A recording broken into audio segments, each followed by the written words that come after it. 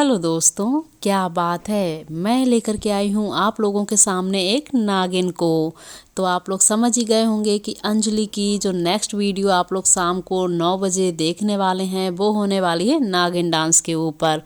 तो आप लोगों को अंजलि का नागिन डांस कैसा लगता है, क्योंकि आप लोग इससे पहले भी अंजलि को इस रूप में देख चुके हैं, लेकिन आप लोग अभी बताएंगे कि आप लोगों को अंजलि का ये लुक कैसा लग रहा है। तो इसी के साथ आप लोग बने रहिए आपके अपने चैनल फन विद स्टार पर, और मैं टाइम टू टाइम आप लोगों को सारी अपडेट्स देती रहूँगी। लेकिन इससे पहले आप लोग बताएंगे कि आपको अंजलि का ये लुक कैसा लग रहा है।